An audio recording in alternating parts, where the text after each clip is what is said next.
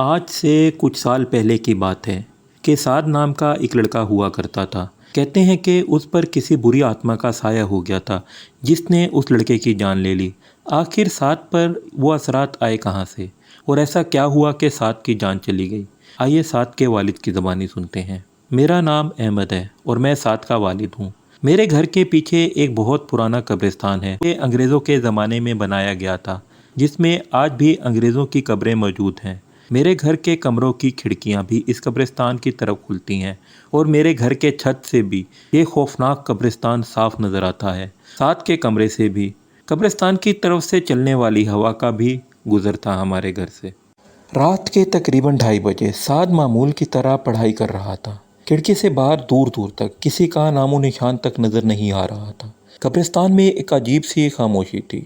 پرندے بے چینی میں ادھر سے ادھر اڑ رہے تھے۔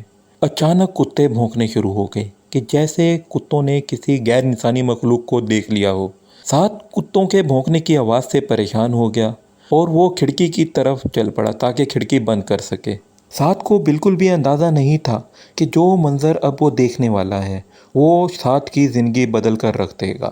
سعد کھڑکی کے پاس پہنچا اور اس نے دیکھا کہ ایک عورت نے میلی کچیلی چادر پہنی ہوئی ہے اور وہ کتوں سے گھری ہوئی ہے اور وہ عورت قبرستان کی طرف جا رہی ہے۔ سعد تشویش کے عالم میں اپنے گھر سے باہر نکلا اور اس عورت کے پیچھے گیا۔ اتنی دیر میں وہ عورت قبرستان کے اندر جا چکی تھی۔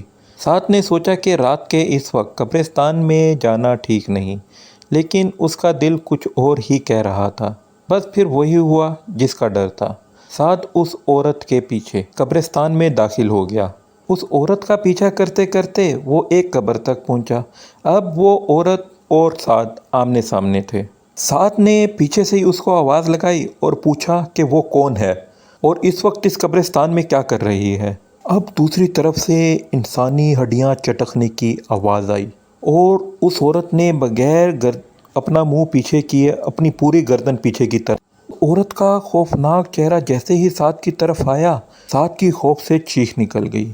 سعد یہ سب دیکھ کر اپنے ہوش و حواس کھو بیٹھا اور پاگلوں کی طرح وہاں سے بھاگا۔ بھاگتے بھاگتے جب وہ قبرستان کے دروازے تک پہنچا تو اس کا پیر ایک پتھر سے ٹکرا گیا اور وہ زمین پر گر گیا اور سر پر چوٹ لگنے کی وجہ سے سعد وہیں پر بے ہوش ہو گیا۔ صبح ہوئی تو میں نے اپنے بیٹے سعد کو قبرستان کے باہر بے ہوش پایا۔ میں اسے اٹھا کر جلدی سے گھر لے آیا اور ہوش میں آنے کے بعد سعد نے ہمیں رات والے واقعے کے بارے میں بتایا۔ بس اسی دن سے اس کی طبیعت خراب رہنے لگی اور اس عجیب سے دورے پڑنے لگے۔ اس کی راتوں کی نیندیں اڑ گئی۔ وہ کہتا تھا کہ اس کے کمرے کی چھت سے خون ٹپکتا ہوا نظر آتا ہے اور وہ عورت اس کے خوابوں میں آتی ہے جس کی وجہ سے وہ ڈر کے مارے سو ہی نہیں پاتا تھا۔ اسی طرح دن گزرتے گئے اور پھر ایک دن سعد اپنے کمرے سے نکل کر آیا۔ اس کے کپڑے میلے ہو رہے تھے اور ہاتھوں پر ناخنوں کے نشان موجود تھے۔ میں سعد کی طرف بڑھنے ہی لگا تھا کہ اچانک میرے کانوں میں انسانی ہڈیاں چٹکنے کی آواز آئی اور سعد نے اپنی گردن گھما لی۔ اس کی گردن میری طرف تھی اور اس کا جسم پیچھے کی طرف۔ دیکھتے ہی دیکھتے سعد کی لاش زمین پر گری ہوئی تھی۔ آج بھی اپنے بیٹے کو بہت یاد کرتا ہوں اور مجھے بہت افسوس ہے کہ میں اپنے بیٹے کے لیے کچھ نہیں کر سکا۔